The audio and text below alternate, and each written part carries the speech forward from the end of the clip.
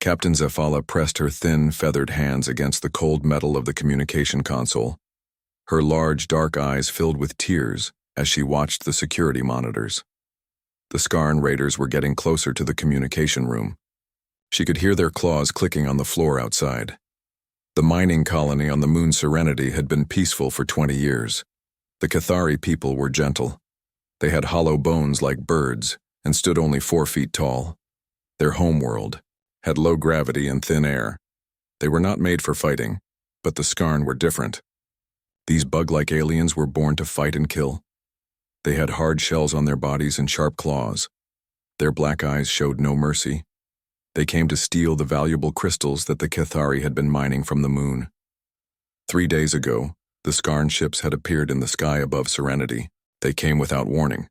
The colony had only basic defenses. The few security guards carried small energy weapons that could barely hurt the armored raiders. Zephala remembered the first attack.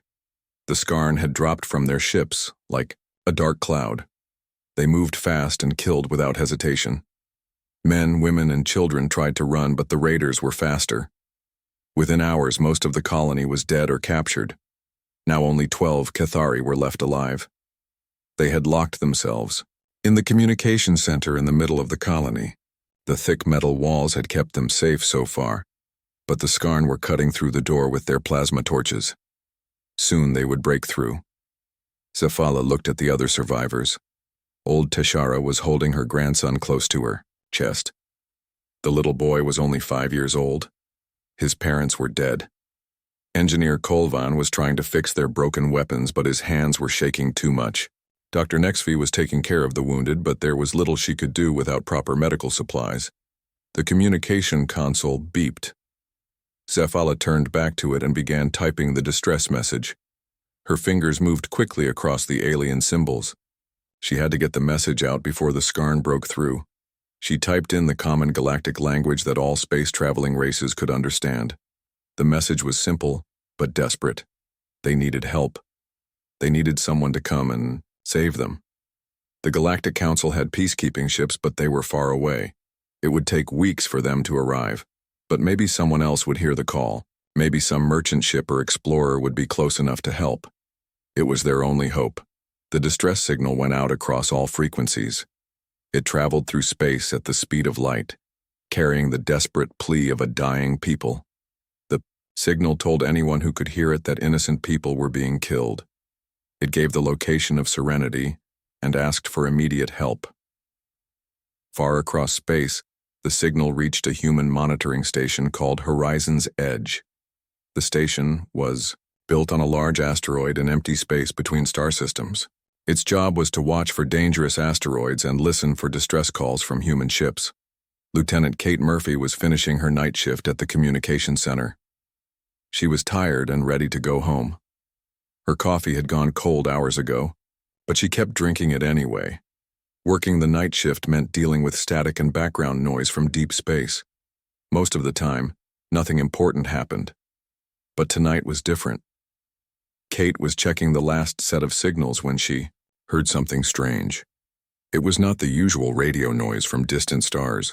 This was a pattern, a message. She sat up straight and turned up the volume on her headset.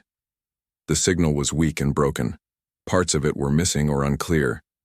But Kate could tell it was a distress call. She had heard many distress calls from human ships over the years. This one was different. The language was not human, but the computer could translate it. Kate's hands moved quickly over her controls. She cleaned up the signal and ran it through the translation program. Slowly, the alien words became English on her screen. As she read the message, her face went pale. The message told of a peaceful mining colony under attack. It talked about people being killed by raiders. It asked for help. It gave coordinates for a star system that Kate had never heard of. This was first contact. This was proof that humans were not alone in the galaxy. And somewhere out there, people were dying. Kate reached for her communication device and called her commanding officer, Colonel Ryan Price. The colonel was asleep in his quarters, but this could not wait until morning. The device beeped 3 times before a tired voice answered. "This better be important, Murphy." Kate took a deep breath. Sir, I think you need to get down here right away. I've received a distress call from what appears to be an alien species. There was silence on the other end for a moment. Then Colonel Price's voice came back, much more awake. Say that again, Lieutenant. Kate repeated the message and explained what she had found.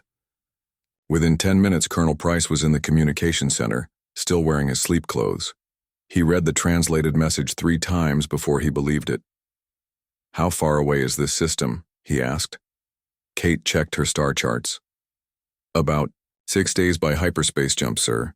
But we don't have any combat ships here. This is just a monitoring station. Colonel Price nodded. He knew that the nearest human military base was 2 days away. The UES Defiance was stationed there. It was a heavy cruiser with 200 crew members and enough firepower to handle most threats. He picked up the secure communication device and called the military base. Within minutes, he was speaking to Captain Jake Morrison, the commanding officer of the Defiance. Captain Morrison was a veteran of many battles. He had served in the human military for 20 years and had never backed down from a fight. He was tall and strong, with gray hair and scars on his hands from old battles. His crew respected him because he cared about doing the right thing. Captain Morrison, we have a situation, Colonel Price explained. We've received what appears to be a distress call from an alien species. They're under attack by another alien race and asking for help. There was no hesitation in Morrison's voice. Send me the coordinates, Colonel. We'll leave immediately. Within 2 hours, the UES Defiance was ready to jump to hyperspace. Captain Morrison stood on the bridge with his first officer, Commander Lisa Brooks. She was young but smart, and Morrison trusted her judgment completely. Commander Brooks looked at the star charts on the main screen. The alien system was marked with a red dot. Sir, we don't know anything about these aliens. They could be hostile. This could be a trap. Captain Morrison nodded. That's possible, Commander. But someone is asking for help. If we ignore distress calls, what kind of people are we? The bridge crew prepared for the hyperspace jump. Chief Engineer Bob Martinez made sure the engines were running perfectly. Navigation Officer Sue Williams calculated the exact course to the alien system. Weapons Officer Carl Johnson checked all the ship's guns and missiles. As the Defiance entered hyperspace, none of the crew knew they were about to make history. They thought they were just answering a distress call, like any decent person would do. They had no idea that they were about to become the first humans to meet an alien race, and they had no idea that the peaceful galaxy was about to meet the Deathworlders. The UES Defiance dropped out of hyperspace at the edge of the Serenity star system. Captain Jake Morrison stood on the bridge and looked at the main screen. What he saw made his jaw tighten with anger. 3 massive alien ships hung in space above the small moon. They were twice the size of the Defiance. Their dark hulls were covered with weapon ports and armor plating. These were not exploration ships or traders. These were warships built for one purpose: to destroy and kill. Commander Lisa Brooks worked at her station, her fingers flying over the controls. Numbers and data filled her screen as the ship's computers analyzed the enemy vessels. Sir, I'm reading 3 heavy cruisers, she reported. They outgun us 5-1, maybe 6-1. Their weapons are focused on the moon's surface. They're bombing the colony. Morrison watched the tactical display. Bright flashes of light appeared on the moon's surface as the alien ships fired their weapons. Each flash meant more death and destruction for the peaceful people below. What's their formation? Morrison asked. Brooks studied the enemy ships. They're arranged for surface bombardment, sir. All their weapons are pointing down at the moon. They're not watching for ships coming from deep space. Morrison nodded.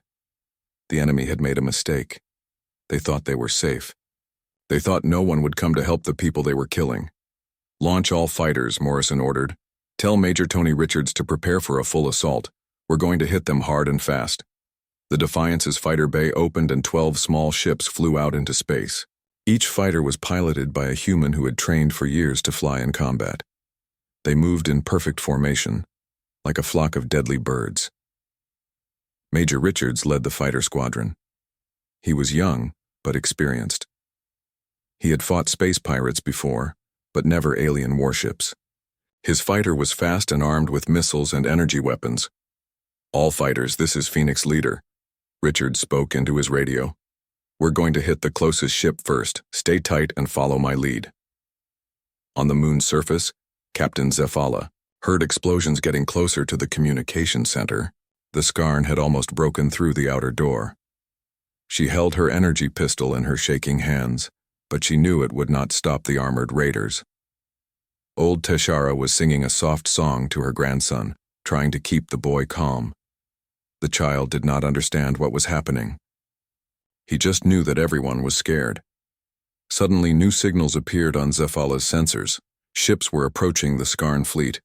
But these were not Galactic Council vessels. The ships were different.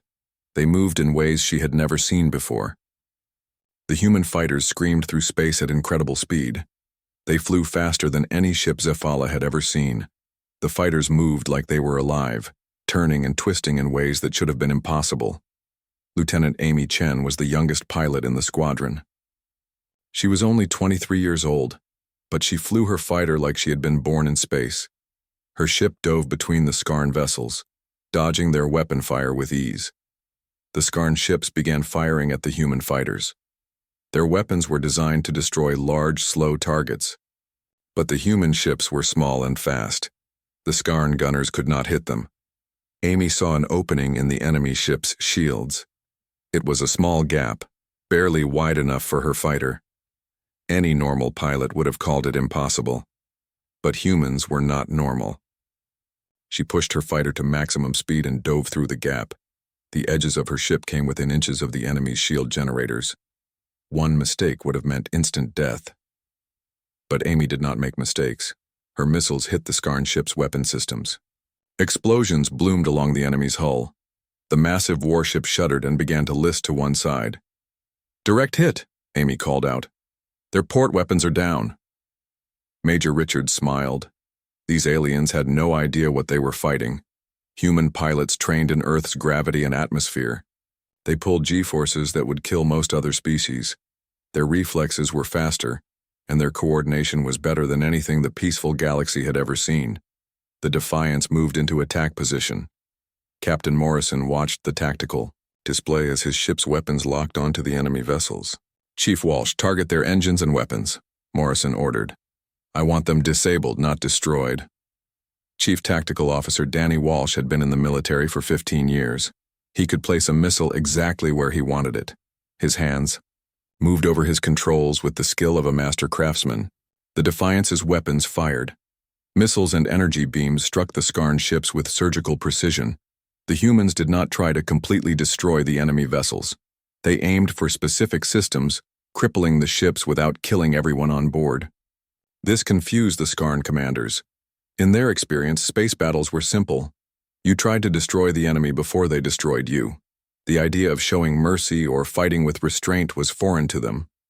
On the surface of Serenity, Captain Zephala received a transmission. The voice spoke in broken but understandable Galactic standard. The accent was strange, unlike any species she had heard before. "This is Captain Jake Morrison of the human vessel Defiance. We received your distress call. Prepare your people for evacuation." Zephala stared at her radio in shock. Humans. She had never heard of such a species. But they had come.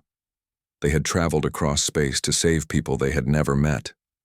"Thank you," she whispered into the radio. "Thank you for coming." Morrison's voice came back, calm and reassuring. "We're sending shuttles to pick you up. Can you reach the landing pad on the north side of your colony?" Zephala checked her maps. The landing pad was 3 blocks away, but the Skarn raiders were everywhere. "We'll try," she said, as the space battle continued above. Human rescue shuttles began descending through the atmosphere. The pilots flew through weapon fire and explosions like it was nothing. They had trained for this kind of mission many times. Dr. Helen Ross was on the first shuttle.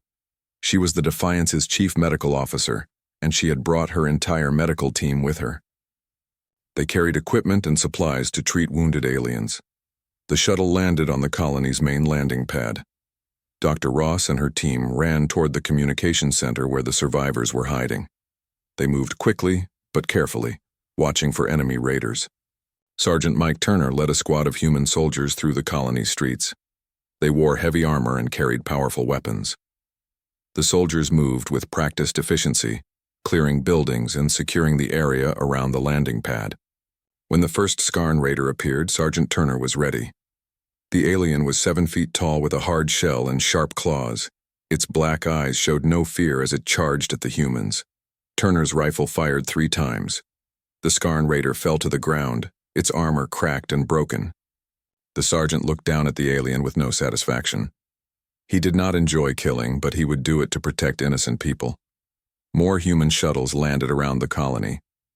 Medical teams rushed to help the wounded while soldiers secured the area. The humans worked together like parts of a machine, each person knowing exactly what to do. Captain Zefala and the other survivors finally reached the landing pad. They moved slowly because some of them were injured. The Cathari were amazed by what they saw. The humans were tall and strong. They moved with confidence and purpose. Their weapons were more advanced than anything the Galactic Council used. But what impressed Zefala most was their gentleness with the wounded. Dr. Ross knelt beside old Tashara, who had been hurt in the first attack. The human doctor worked quickly but carefully, her hands gentle as she treated the alien's wounds. "You're going to be fine," Dr. Ross said in simple Galactic standard. "We'll take good care of you." The battle in space was ending. 2 of the Skarn ships were crippled and drifting. The 3rd ship tried to escape, but Major Richards and his fighters were faster. They damaged the enemy's engines before it could reach hyperspace. Captain Morrison opened communications with all 3 enemy ships. His voice was calm but firm. "Skarn vessels, this is Captain Morrison. Your ships are disabled. Surrender now and we will treat you fairly. Continue fighting and we will destroy you." There was silence for several minutes. Then one of the Skarn commanders responded. His voice was filled with confusion and fear. "Who are you? What species fights like this?" Morrison smiled grimly. "We are humans, and we don't like bullies." The battle had been going on for 6 hours, and it was unlike anything the galaxy had ever seen. The humans fought with a combination of smart planning and fearless courage that left the Skarn commanders completely confused. Sergeant Rick Taylor floated in space wearing his heavy combat suit. Behind him, 9 other human soldiers prepared for the most dangerous part of their mission. They were going to board the damaged Skarn flagship and capture it from the inside. "Remember, we go in fast and hard," Taylor spoke into his radio. "These bugs are tough, but they're not used to fighting in their own ships. Stay together and watch each other's backs." The soldiers fired their maneuvering jets and flew toward the enemy ship. The Skarn vessel was huge, but it had holes in its hull from the human attack. Taylor and his team aimed for the largest breach. Inside the Skarn ship, Commander Vexkal tried to understand what was happening. The enemy fighters were faster than anything in his database. Their weapons were more accurate than should be possible, and now they were sending soldiers to board his ship. Vexkal was 8 feet tall with thick armor plating and razor-sharp claws. He had conquered 12 worlds for the Skarn Empire. He had never lost a battle. But these humans were different from any enemy he had fought. Taylor's team landed inside the Skarn ship and immediately came under attack. The alien corridors were dark and filled with smoke from the battle damage. Skarn warriors appeared from every direction, their claws clicking on the metal floors. Private Jenny Watson ducked as a Skarn raider swung its claws at her head. She rolled to the side and fired her rifle 3 times. The alien's armor cracked and it fell backward into the wall. The humans moved through the ship's corridors like they had been born to fight in space. Their enhanced reflexes and training allowed them to outfight the Skarn warriors even in close combat. What should have been a suicide mission was becoming a systematic capture of the enemy ship. Corporal Dave Miller found the ship's main computer room. He attached a small device to the alien systems and began downloading their data. The humans wanted to learn about these raiders and find out where they came from. On the Defiance's bridge, Captain Morrison watched the boarding action through the cameras on his soldiers' helmets. He coordinated the entire battle like a chess master, moving his pieces exactly where they needed to be. "Chief Walsh, target the 2nd ship's weapon systems," Morrison ordered. "I want them disabled but not destroyed." "Chief Tactical Officer, Danny Walsh had turned the Defiance's weapons into surgical instruments. He could place a missile anywhere on an enemy ship with perfect accuracy. The humans targeted key systems with precision, crippling the Skarn vessels without completely destroying them. This confused the Skarn even more. In their experience, space battles were simple. You tried to destroy the enemy completely before they destroyed you. The idea of showing mercy or fighting with control was something they could not understand. Down on the moon's surface, Captain Zefala watched the rescue operation with amazement. Human soldiers moved through the colony like they owned it, clearing out the remaining Skarn raiders with professional efficiency. Lieutenant Colonel Ben Hayes led a team of combat engineers who were placing explosive charges on the Skarn landing craft. The humans wanted to make sure the enemy could not escape from the surface. Charges set, Hayes reported. When we detonate these, those ships aren't going anywhere. The human medical teams worked without rest to save the wounded Cathari. Dr. Helen Ross had set up a field hospital in the colony's main building. Her team had equipment that could adapt to alien biology in ways the peaceful galaxy had never seen. This one has internal bleeding, Dr. Ross told her assistant, Nurse Paula Green. But I think we can save her if we work fast. The delicate, bird-like aliens were amazed by the humans' medical knowledge. Dr. Ross and her team seemed to understand alien bodies better than most galactic doctors. They worked with gentle hands but moved with the speed and efficiency of soldiers. Medical technician Alex Johnson carried a wounded Cathari child to the hospital. The little boy was scared and crying, but Johnson spoke to him in a soft voice. "It's okay, little guy," Johnson said in simple galactic standard. "We're going to take care of you. You're safe now." The child looked up at the tall human with wide eyes. Johnson's face was scarred from old battles, but his smile was kind and warm. The boy stopped crying and held on to the human's hand. Back, on the Skarn flagship, Sergeant Taylor's team had fought their way to the bridge. They moved through the alien ship with weapons ready, their enhanced coordination allowing them to outmaneuver the insectoid warriors. Commander Vexcal made his last stand on his own bridge. He was surrounded by his best warriors, but they were no match for the human soldiers. The humans fought with a combination of technology and tactics that the Skarn had never encountered. "Surrender now, and we will treat you fairly," Taylor called, out in galactic standard. "Keep fighting and we will destroy you." Vexcal looked at the human sergeant with confusion. The alien commander was twice Taylor's size and covered in natural armor, but somehow the human seemed more dangerous.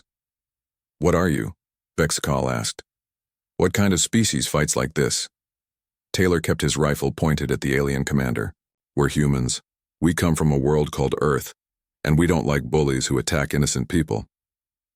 The Skarn commander had conquered many worlds, but he had never heard of this species.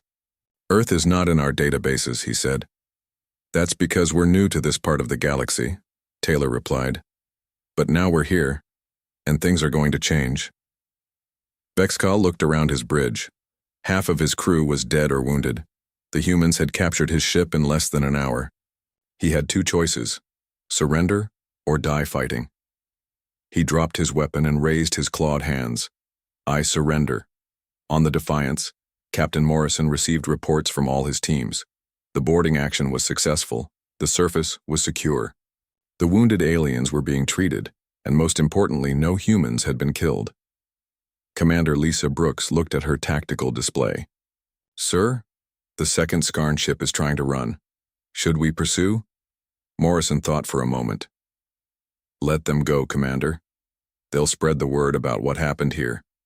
Sometimes it's better to let one enemy escape so he can tell others not to make the same mistake." The third Skarn ship limped away into hyperspace, its engines damaged but still working. The crew would return to their empire with stories of the strange new species that fought like demons, but showed mercy to prisoners. Dr. Ross finished treating the last of the wounded Cathari. She was tired, but all the aliens were going to live. Her medical team had worked for 8 hours without stopping. "How many survivors?" Captain Morrison asked over the radio. 37, Dr. Ross reported. 12 were in the communications center, and we found 25 more hiding in other parts of the colony. They're all safe now. Morrison felt relief wash over him. The mission had been a success. They had saved the innocent aliens and captured valuable information about the Skarn raiders. Captain Zephala approached the human commander. She moved slowly because her leg was injured, but she wanted to thank the beings who had saved her people. "Captain Morrison," she said in careful Galactic standard, "I don't know how to thank you. You came so far to help people you had never met." Morrison looked down at the delicate alien captain. She was barely 4 feet tall and looked like she could be blown away by a strong wind, but she had fought to protect her people until the very end. "We heard your distress call," Morrison said simply. Any decent person would have done the same thing. Zephala stared at him in amazement.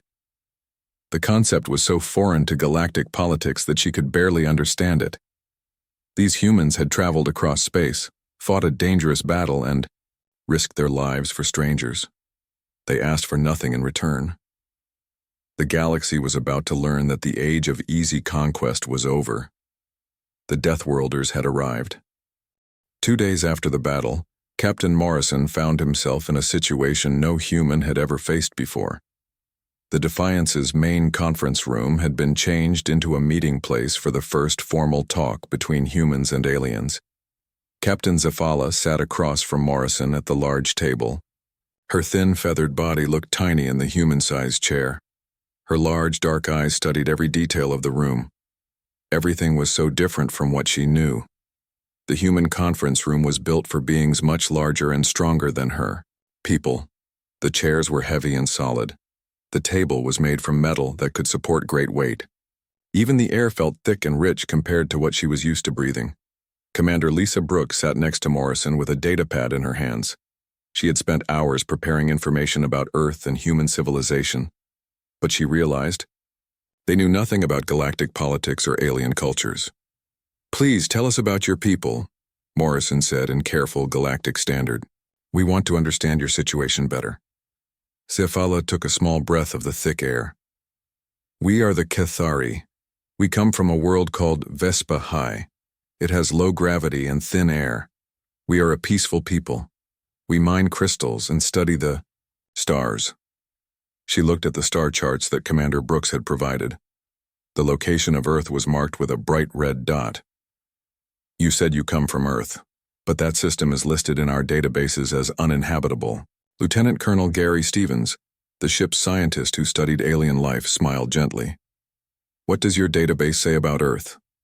Zephala checked her small computer device. "High gravity, thick atmosphere, dangerous radiation levels, extreme weather patterns, active volcanoes, poisonous gases." She looked up at the humans with confusion. "How can you live on such a world?" Stevens laughed softly. "We don't just live there. We call it home. Earth is actually quite pleasant by our standards." The words hit Zephala like a physical blow.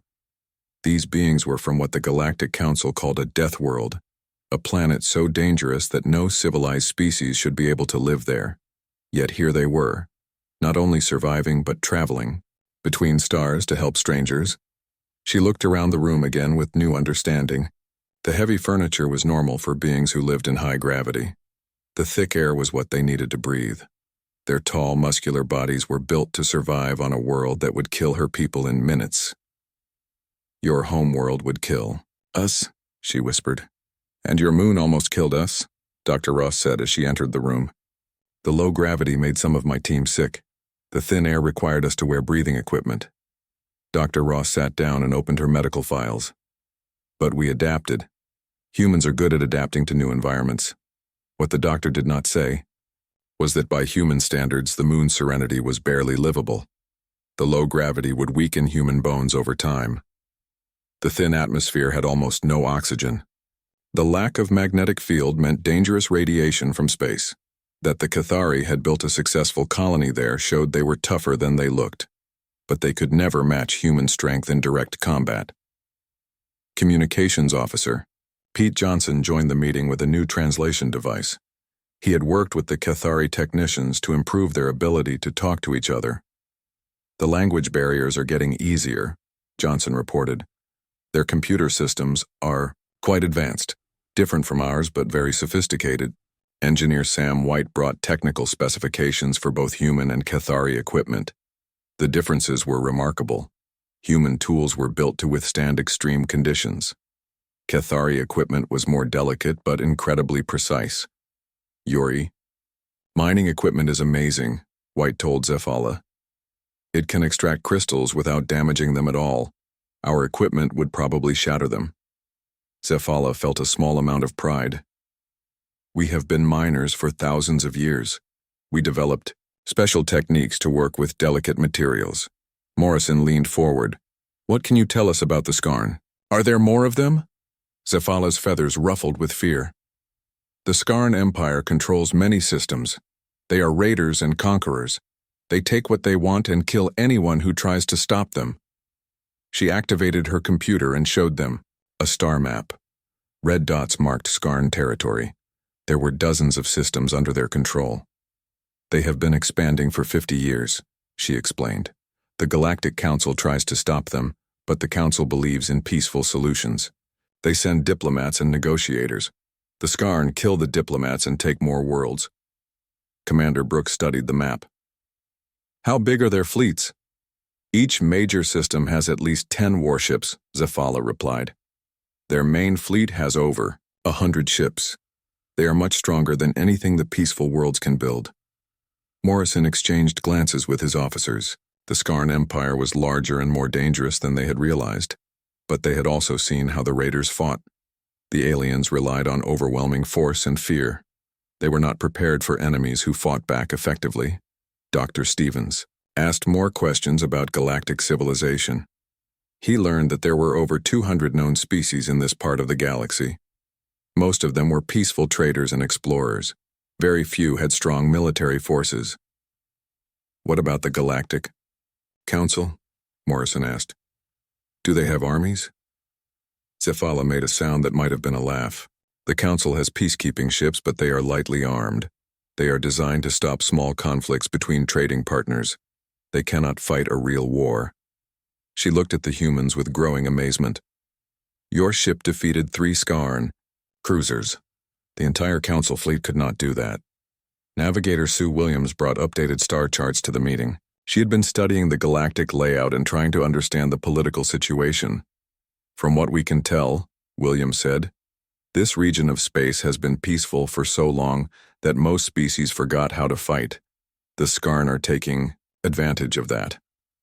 Medical Officer Janet Clark entered with reports on the Cathari survivors. All of them were recovering well from their injuries. The human medical equipment had been successfully adapted to work with alien biology. The wounded are doing fine, Clark reported, but I have some questions about Cathari medicine. Your people seem to heal faster than we expected. Zephala nodded. We evolved from flying creatures. Fast healing helps when you might fall from great heights. The meeting continued for hours as both species tried to understand each other. The humans learned about galactic trade routes, political alliances, and the complex relationships between different alien races.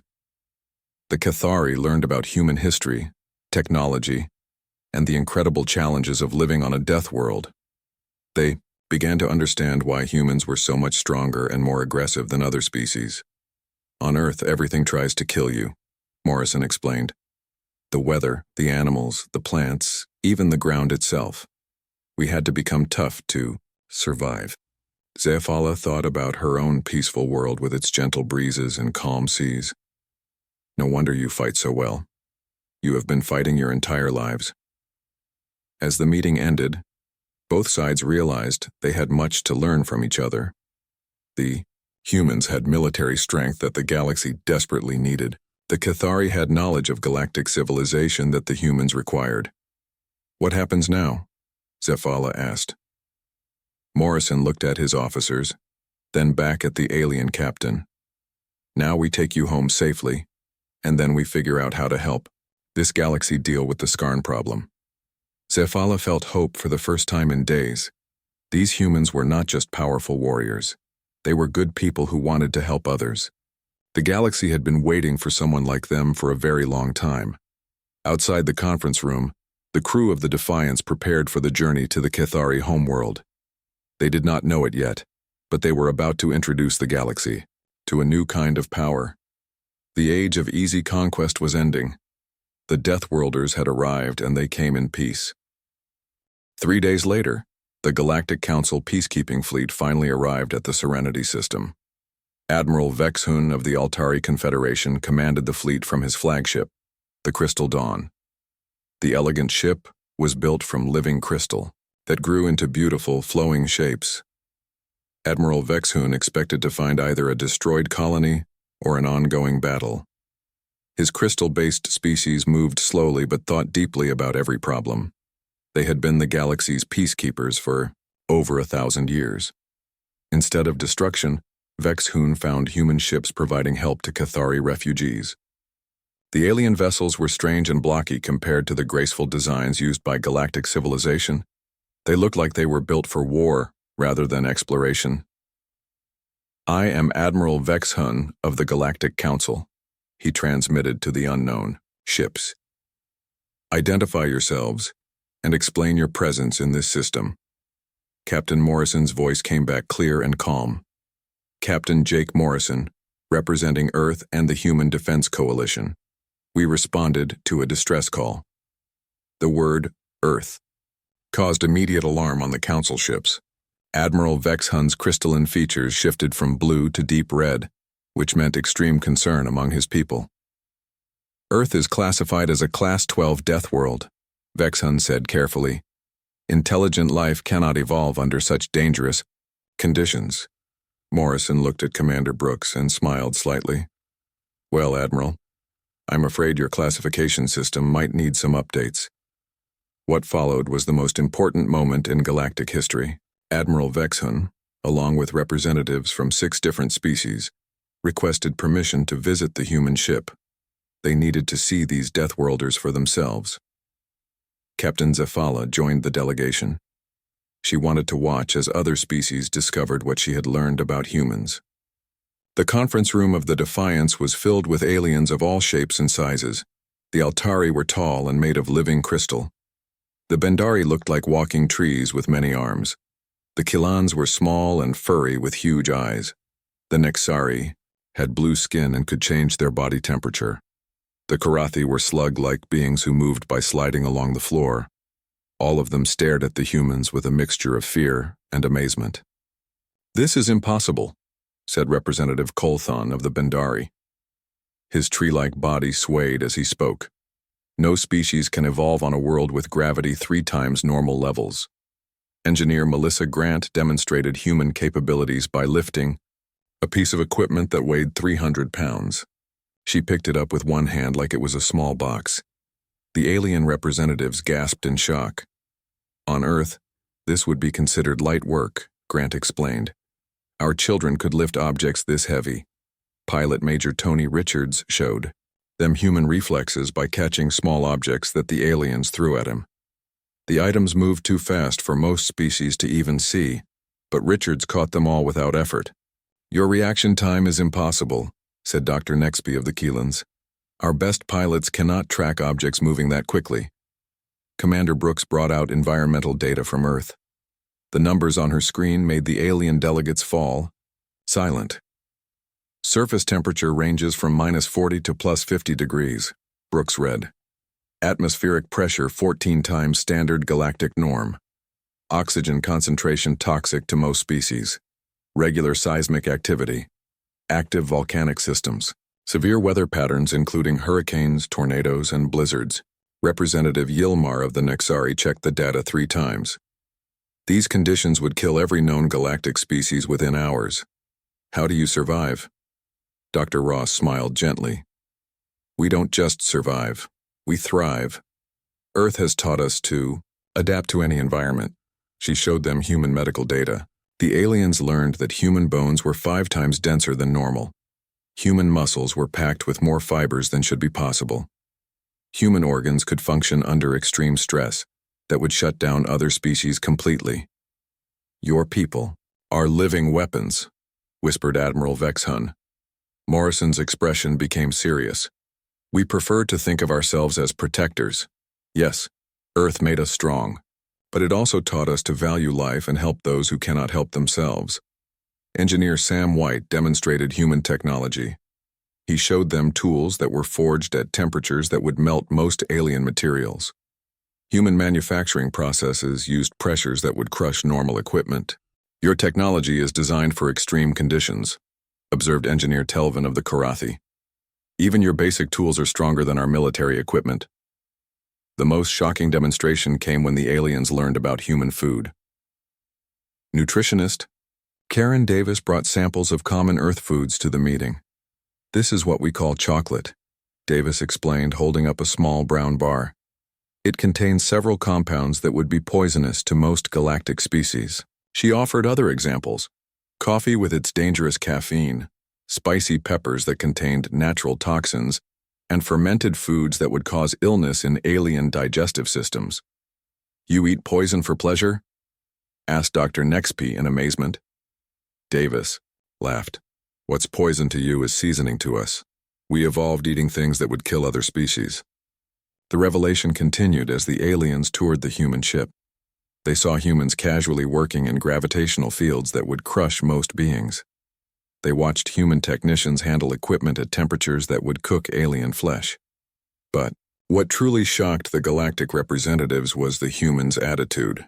These beings, evolved on a world of constant danger and violence, were the gentlest people the galaxy had ever met. Captain Zephala spoke to the delegation. These humans saved my people when no one else could reach us. They fought the Skarn, not for profit or territory, but because we asked for help. She showed them video recordings of the rescue mission.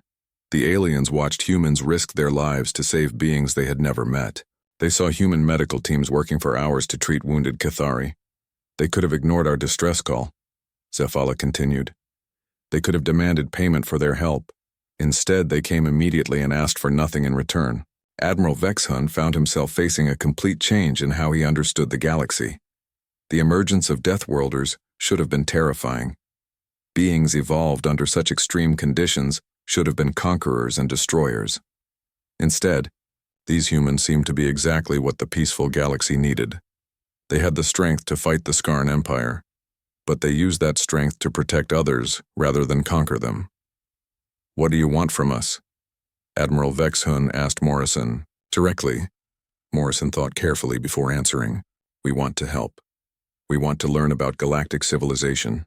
And we want to make sure that peaceful people like Captain Zephala's colony never have to face raiders alone again. The Admiral's crystalline body shifted to a warm golden color, which meant hope and acceptance among his people. The Galactic Council would be honored to establish diplomatic relations with humanity. Representative Colton of the Bendari agreed. Your people could teach us much about defense and protection. We have been helpless against aggressive species for too long. As the meeting ended, Captain Morrison received a formal invitation from the Galactic Council to send human ambassadors to their capital world. The age of human isolation was ending, but it would begin not with conquest or colonization, but with friendship and mutual aid. Word would spread quickly across the galaxy about the Deathworlders who crossed space to save strangers. Soon, distress calls throughout known space would carry a new hope. Somewhere among the stars, the humans were listening, ready to help those who could not help themselves. The Skarn Empire and other aggressive species would learn that the galaxy had new protectors. The age of easy conquest was over. The Deathworlders had arrived, and they fought for justice rather than glory. As the human fleet prepared to escort the Cathari survivors home, Captain Morrison looked out at the stars and wondered what other peaceful peoples might need their help. The galaxy was vast, but humanity would do its best to make it a safer place for everyone. The universe would never be the same again.